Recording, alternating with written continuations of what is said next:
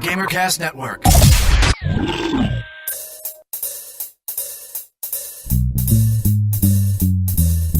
Hey.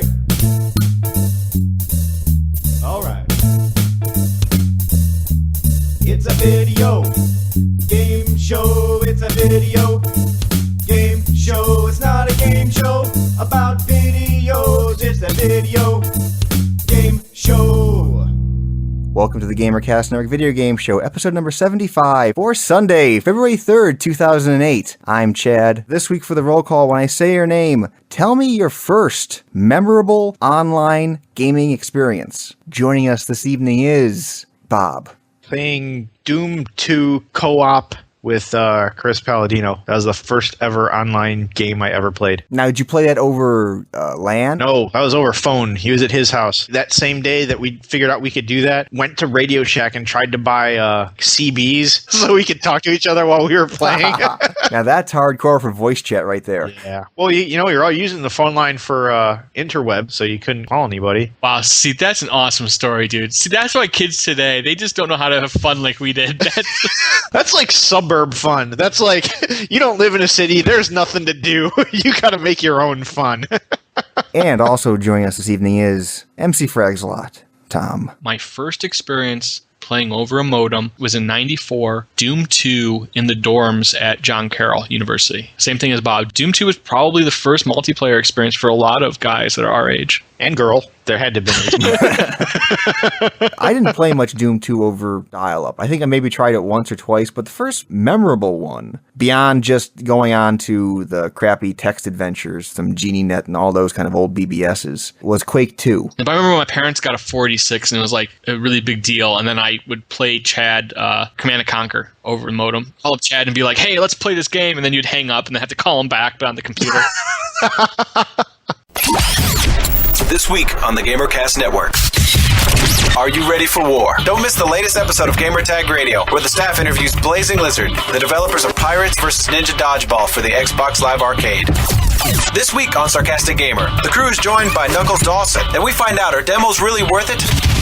Go to Podtacular for all the news from the unofficial Halo universe.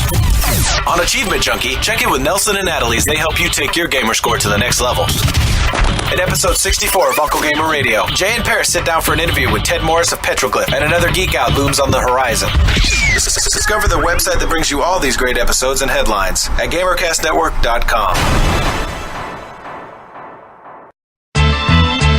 Are you ready for community vibes? Gamertag Radio celebrating the 3rd anniversary of GTR. You're now in tune to the sounds of Gamertag Radio. Come to the gaming event of the year. Gamertag Radio celebrates the 3rd anniversary. 3 years strong. Location PS14, 28 Northeast 14th Street, Miami, Florida. The first hip-hop gaming event of the year. Saturday, February 23rd, 2008, from 3 p.m. to 10 p.m. This event is free. Win an Xbox 360 Elite.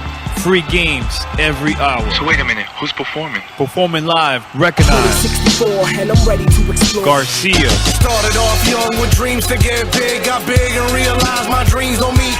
Mayday. Footballs over Baghdad. Diamonds in Africa. Blue Empire Zone, Pedo. This hunger inside of me is unexplainable, Chris. The struggle we put in is about to be put in a disc. For more information, head over to GamerTagRadio.com. Xbox Live, I'm out. Gamertag Radio.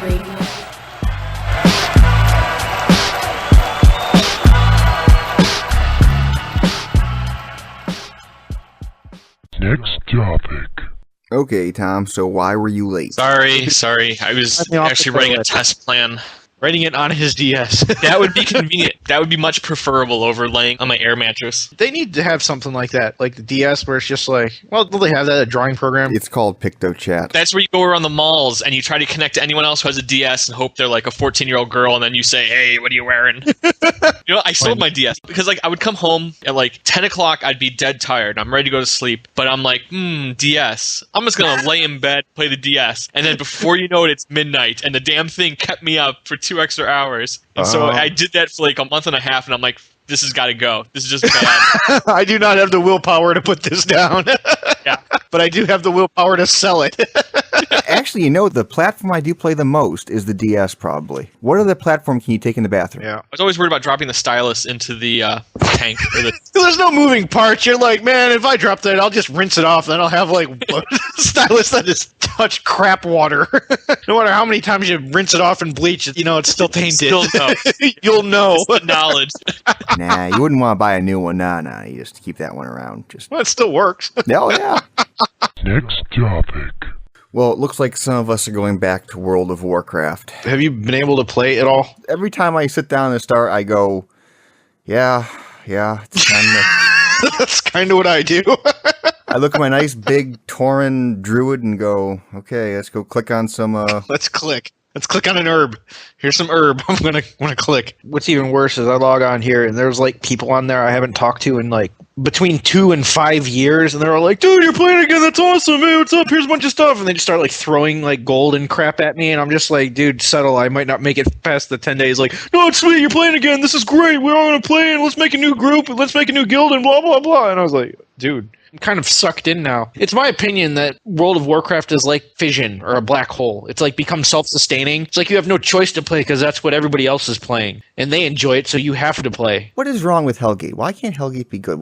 I honestly, even after all that mess yesterday, I woke up today, I was like, I kind of want to play it anyway. It's just, after playing WoW and just like sitting there and like queuing up attacks and standing and auto-attacking, I was like, wow, this is so much less exciting than Hellgate was even on a bad day. Everyone plays it and it's just so boring. It's so mainstream, dude. It's just like it just occurred to me that too. It's like I don't like anything mainstream. I liked it back when it was new and nobody played it. Not even a RPG anymore. It's just like a social experiment because it's like nobody cares about the plot of the game. Everybody and their brother giving you strategy guides and download this add-on client and take all this crap from the guild, and so you don't actually have to find your own money and stuff anymore, and everything's done. Everybody knows where everything is. You can't really blame Blizzard. I mean, they do their best to keep putting new crap in the game, and the game is huge, but people who play are just relentless. They put out a new area, they'll like hit the level cap and finish exploring everything, have a strategy guide out within 24 hours, and then they complain that there's nothing left to do but still keep playing over and over and grinding the game into the dirt. So here's what I'm probably going to do. I'm probably going to pay for that and Hellgate. I'm not going to cancel my subscription to Hellgate. I want it to be good, and they're not going to be good if we don't give them any money.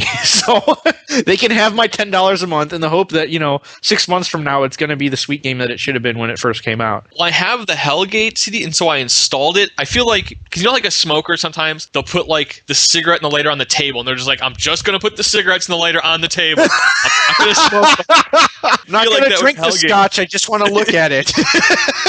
I installed it, and the icon's sitting there. It's just sitting there. Next topic. Battlefield Heroes, remember the game we talked about last week? That was the free-to-play, pay-for items and whatnot game coming out by EA, and they released some screenshots of it. What do you think about the way that one is looking? This stinks of, like, corporate design. This is like EA has grown to the point... I kind of agree with you. A creative company. They're kind of like Hollywood, where they're just like, I need a script of a romantic comedy. Reach into bin, pull out script. It's just the most cynical game I've ever seen. This could be a bad sign if this game's actually successful. And companies like EA can then say, hey, look, let's just keep going down this formulaic path. We'll see where the market is. And then, we'll incorporate those ideas into our titles. And something like this is successful, then we can never look to established studios for creativity at all. I think that's cynical even for you, for one thing.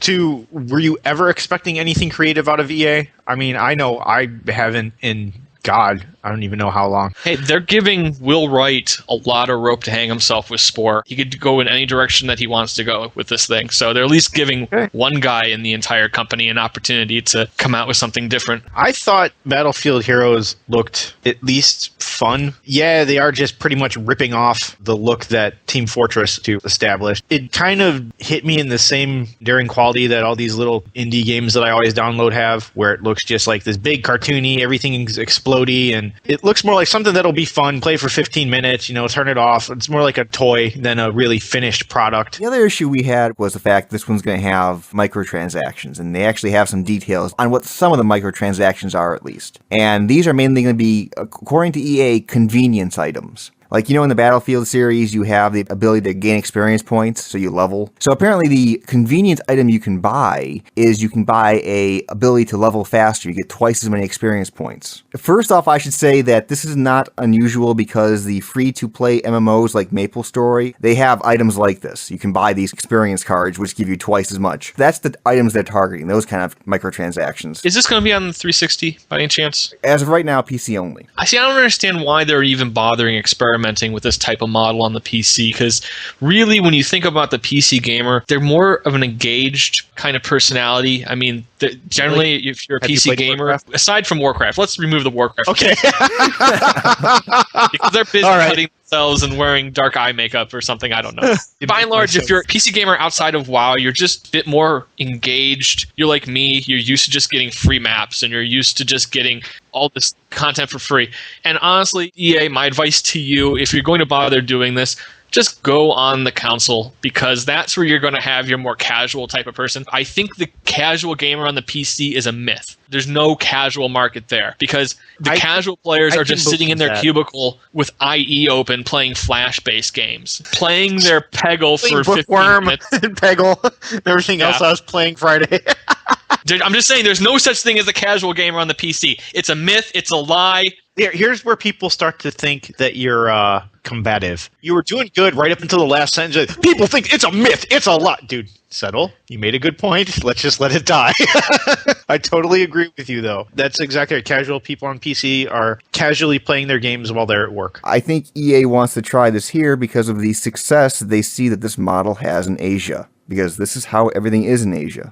See, I didn't take that view. I'm so used to just thinking outside of the United States, people are thatched huts and they... Yeah. Next topic. PC gamers who have been around for a while will remember there are games from long ago called Tribes. There was Tribes 1, Tribes 2, and Tribes Vengeance. Let's totally ignore Tribes Vengeance because that was crap. That was not made by the guys who made Tribes 1 and Tribes 2. Those guys went on to make garage games. Now they're coming out with what they're calling Fallen Empire Legion, which is the spiritual successor to Tribes. If you watch the gameplay footage they have of it, it's Tribes. The guys have jetpacks, they have spin fusers, which are the disc launchers. They can't call it Tribes because they'll get sued, but it's Tribes. Yeah. Can't patent a weapon that never existed. So damn it, it's going in the games. So Garage Games is planning on distributing Fallen Empire through a service they call Instant Action. And Instant Action is going to be a web browser-enabled system where you actually play the game in a web browser. Wait, so it is like a Java-based game? What it is you download this little plugin that gives their code access to your 3D rendering system. So it can do all the, not Crysis-level graphics, but decent graphics. Tom, you remember Tribes 2, right? Yeah. It was the first game to have a wide battlefield with vehicles. And remember all the community stuff it featured in-game. Yeah, that's right. They had their own in-game mail and their own in-game forums. See, here's what sucked, because I remember this. So we went out and we bought it. As soon as it came out, we loaded it up. It had this awesome community interface with in-game, message boards and all of that. The game was awesome. And then 2 weeks later, Vivendi was like, we're laying everybody off. And the studio closed. And so we just weren't getting updates anymore. I don't know. Anything that's distributed through browser automatically equals, in my mind,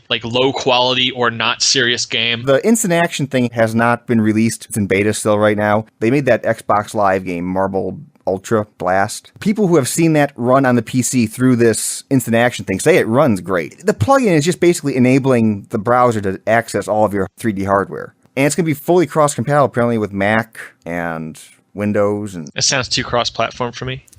It's all on the PC. Come on, man. Can't live in your thatched hut forever there, Tom. You gotta come out.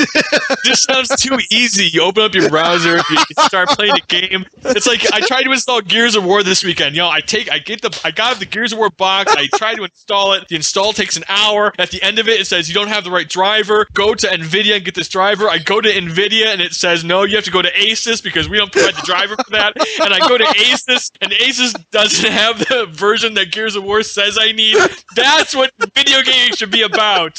It was a learning experience, and at the end of it, I'm a better man. Oh, By the way, I'm giving away a copy of Gears for War for Windows. So here's the contest. So you know how in games like Team Fortress 2 and Counter-Strike, you could spray paint your own JPEGs. You go in the level and you spray paint things. Okay, so this is what you kids have to do. You have to go into some game, I don't care what game, spray paint something that's video game show related. Keep it clean. Take a screenshot. It's generally F5 is the screenshot. Then post it on the forum or email it to us, mailbag@videogameshow.org. I'll put it on the forums and we'll vote. And the winner, the one who gets the most votes, will win a copy of Gears for War for the PC. And the loser, the one who gets the least amount of votes, will win a copy of Viva Pinata for the PC. I'll post on the forums more details, so look for that. Next topic. Speaking of installs, a couple weeks ago I purchased Stranglehold, the John Woo game. I bought it and last night I started up WoW for about 5 minutes and said I don't really want to play this. Turned it off and decided I wanted to go try Stranglehold out. Do you know how much hard drive space that game requires? It comes over 2 DVDs. It's 15 gigs. Jesus Christ. After I installed it, I said, where the hell does all this go? There's 10 gigs of map, model, sound, and texture data, and there's 3 gigs of movie data, and the executable stuff's only 50 meg. Right, the engine. Hey, you want a premium PC experience? You need the premium hard drive space, all right? No. Here's the funny thing. Okay, so you can buy Stranglehold over Direct to Drive, that digital distribution service. Okay, here's how this works. It requires 50 gigabytes of hard drive space to do the install, just for the install. Wow. Because you have to download the 12 or 13 gigabyte compressed package of all the stuff, and then you have to unpack all that. Once unpacked, you have to install it. So it's 12 gigabyte download, unpack 13, 14 gigabytes, install the 15 gigabytes, and then you have the 50 gigabytes. Wow. It's one of these things where well, hard drive space is cheap. Why should we bother being efficient about anything? Full res models everywhere. It will cap out once we get a realistic looking game, just like we talked about last week, where you have human looking models. That's the point where we'll finally be able to stop. Okay, you know what? Hang on. I was thinking about this last week. That bit didn't make it on the air. What it was, basically, we talked about a game coming out for the PlayStation 3 called Heavy Rain, where they're going to have photorealistically rendered humans. And Tom, you had said something to the effect, you're hoping that devs will get to this point where graphics will be photorealistic and then, hey, we can stop and then focus on the gameplay. That basically what you had said? Yeah. You know what, though? You're never going to get there. Because whenever devs get something new, they're going to push themselves to go better, push the envelope to the next level. Okay, so maybe in that game they didn't do, as Bob had said, subsurface scattering correctly on the object. As soon as you give the devs the hardware and capabilities to do something like that, they're just going to try and push it to the next level. They're just going to keep going forward and forward and forward. They're not going to stop. I can tell you right now, just from hair interaction or environment interaction, if you're walking through the woods and stuff, you can never have enough power for that. Hair is a perfect example. Because now, hair is a polygon mess. They don't render each individual strand. We still can't do that right in feature films. So you're going to give the devs power, and then as soon as they get that power, they're just going to try and push it harder. Now they want to render each piece of hair. So they're going to keep pushing the graphics harder and harder. This is not something new. They've done this before. Before they had the current generation hardware, they did tricks on the old stuff to make it look next gen on the older hardware. The only time they can ever possibly stop is when they can fully simulate nature. Yeah. Like a 5-dimensional function to do all of nature, and that's never going to happen. All I gotta say is during that whole thing, when Chad started saying push it, the only thing that was going through my mind was the old Salt and Pepper song. Shut up, dude. I hate you so much. I was like, push it, push it, good. I bet if I threw this book, it might actually make it to you. Through the internet? Yeah. Let me put on my force feedback helmet and jacket. Is it on? Okay, hold on.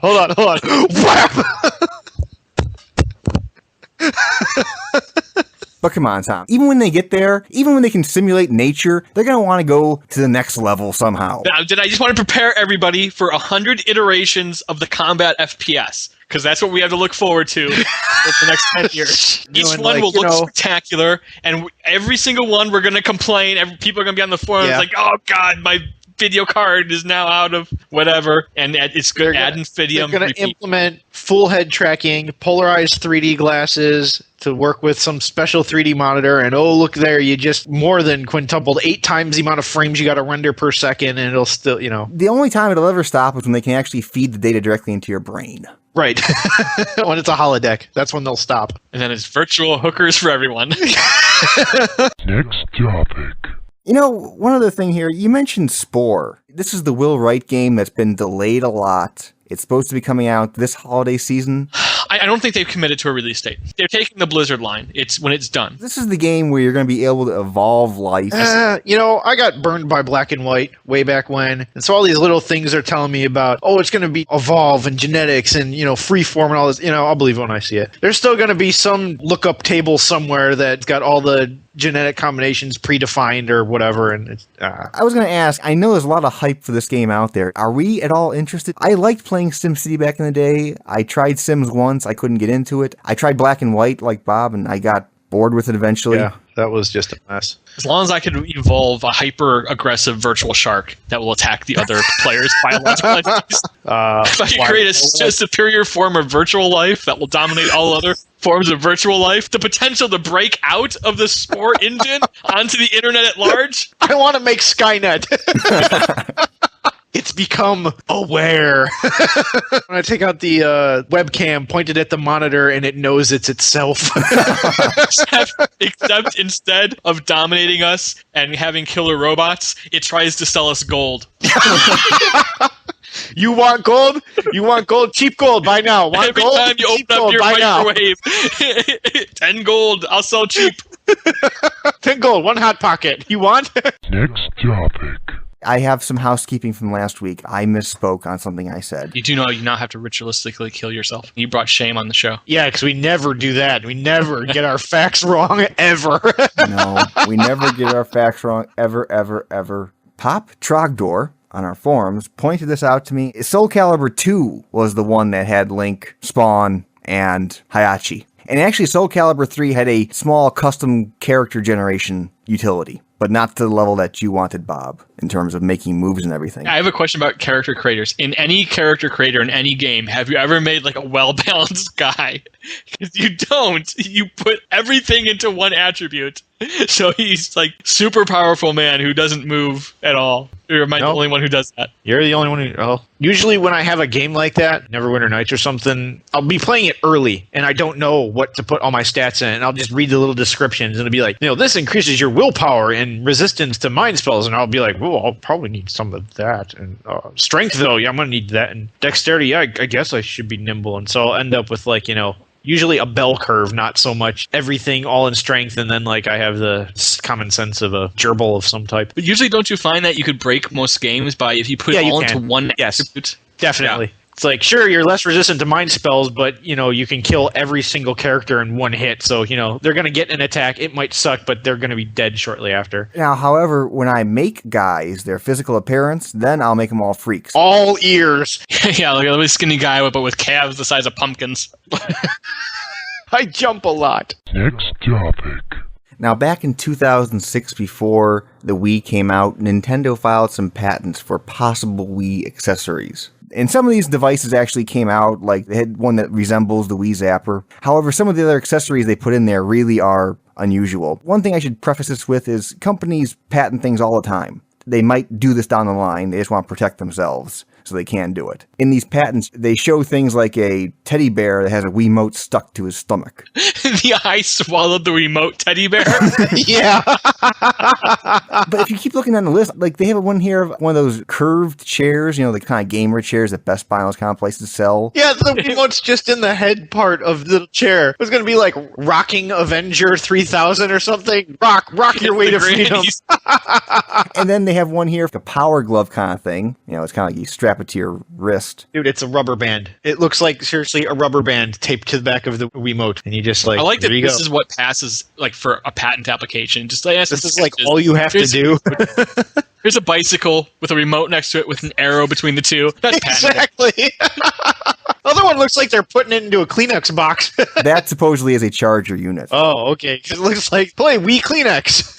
blow your nose faster than your opponent. What's this picture you're sending, Tom? For the listeners, what I'm looking at here is one of those typical Wii ads. In this one, you have a girl and a guy. The girl is like swinging the Wiimote like a baseball bat, and the guy is like behind her, standing on the couch, aiming the Wiimote at the screen. In what scenario is that possible? In what scenario is that actually going to happen to you? You mean a girl in your living room? Just like, yeah, an attractive woman playing with the remote, and you're standing on the couch in some dynamic pose. Pew, pew, pew! Pew, pew, pew! Get out of the way, you're blocking my remote. Okay, Tom, you can stop saying the links now. For the listeners, now Tom is sending us links of Japanese anime characters showing off Wii accessories in kind of perverted ways. Where do you find this crap? I did a Google image search for Wii, and I'm just Seriously? clicking through the numbers. Yep. Well, you're not joking, dude. You just type in Wii and you... Okay. Yeah, there's... Huh. What do you expect? It's the internet. I'm not shocked. I am surprised you don't really have to click that far over on the next button to start getting some of these pictures. You could type anything in and probably get to that level of perversion. I dare you to type in grandma. I'm doing it. Type in grandma and look at the third row. Type in grandma. Oh, God. Good. Oh, Lord. dude! Oh! I hate the internet! Oh, God! I highly recommend to our listeners not to type in grandma into Google Images. You know, there's this thing called Safe Search. What if we turn that back on? What happens? It is on. Oh, it is on? Oh. Okay. Well, I guess Google fails at safe searches then. I'm sorry. Am I beautiful? Yeah, I think so. Come here and give grandma a kiss. That's not right. Give me my pack of menthol, sweetheart. Oh, yeah, we light that up. Oh, that's smooth. Breathe in. Let it out. Next topic. Mailbag! Mailbag. I think we answered this question a long time ago, but we'll go with this one anyway. This is from Dan. Hey guys, I was thinking about this. When would you call the next gen console current gen? Thanks. May rock be with you. I mean, how long has 360 been out now? About 2.5 years. How about now? I would have never called the Wii next generation, if that makes you feel any better. Why wouldn't you call it that? Just because of the graphics? That's been what's defined next gen apart in the past. 16-bit to 32-bit, et cetera, 3D engine. What screws us up now is like back in the day, we'd be like, oh, here's our 8-bit system, and now we're on 16. And then there was the Jaguar, which was 32, and then the Nintendo 64, and then we stopped. That's enough bits.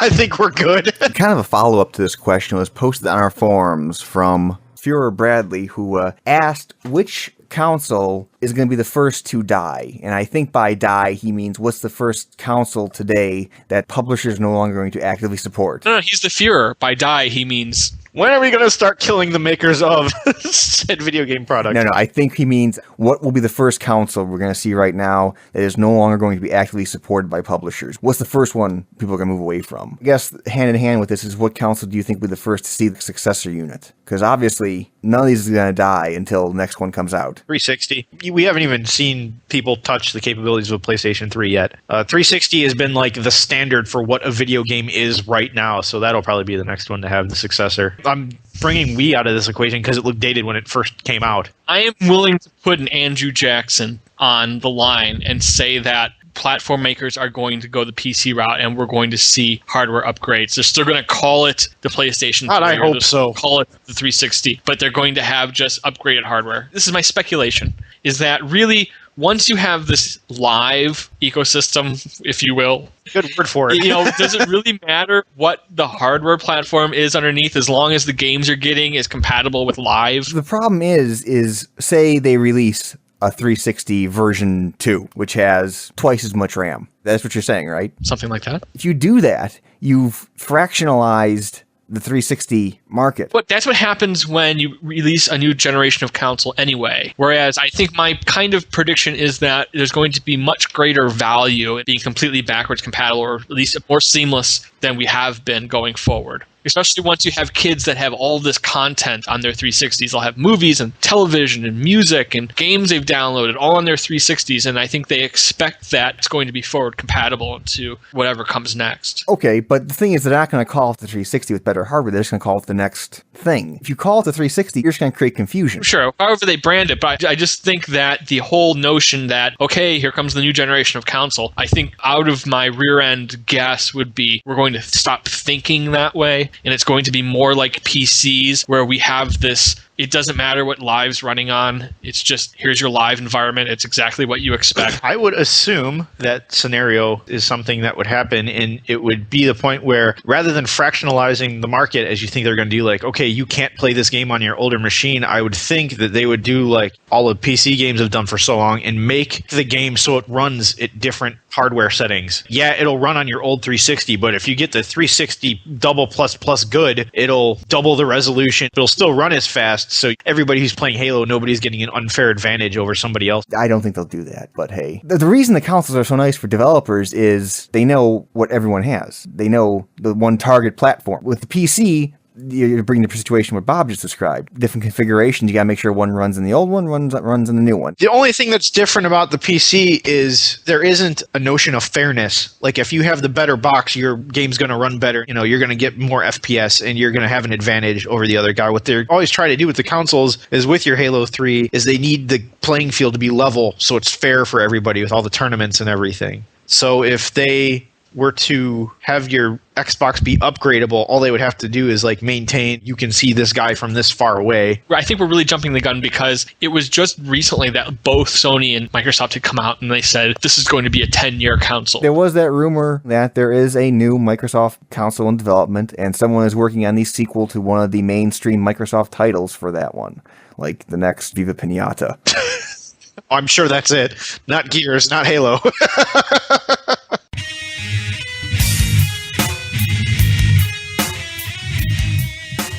Okay, and that was Video Game Show episode number 75 for Sunday, February 3rd, 2008, Super Bowl Sunday. And who's winning, by the way? Do we know? Do we care? No one cares. Okay, so any ham sandwiches or share our dream pies to the world? Wait, I had one, and I forget, though. I remember thinking to myself, I should write this down so I don't forget. Oh, well, I forgot. Cheddar Dream Pie to me. Except I don't get anything because I'm on the show. So us as Americans don't really hear about entertainment news around the world too much. We hear about Thatch Tuts, baby. Thatch Tuts. Thatch Tuts. You know how a long time ago there was that girl from High School Musical that had her naked picture put up all over the internets? Vanessa something. I know the picture. I don't know the There's only one? Well, Hong Kong finally had their taste of that kind of a thing. There was a actor in Hong Kong who had relations with many Hong Kong starlets. These were all above age, but these are all major Hong Kong starlets. And during the relations, he wanted to capture the moment with his digital camera. And he did. But apparently he took the pictures and kept them on his laptop. And then apparently last year he sent his laptop in for repair. Oh, no. Always the fatal mistake. Yeah, he's the target now of several people who want to really hate him and, you know, probably get triads to go kill him. But hey. Hate the game, don't hate the player. That's actually his motto. So, share a dream pie there to Edison Chen. Good luck, guy. Ham sandwich to Edison Chen. You go, bro. You go. Woo! All right. And one quick last ham sandwich to Duff from the GamerCast Network forums. He is now a father and has just launched a brand new website called parodiesgalore.com. Go check it out. And as always, send your comments, questions, queries, or concerns to the mailbag at mailbag@videogameshow.org. Skype us at Video Game Show or call us at 320-300-GAME. That is a standard long distance call and all normal fees apply. And that's a wrap. Good night.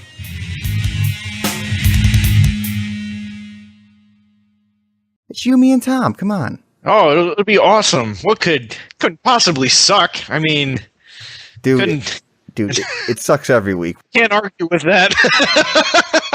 How many weeks have we done this and we keep saying it sucks every week? We got like 5 shows that I would say while we're recording it, like, yeah, that went pretty well. And then no one likes that one, so whatever.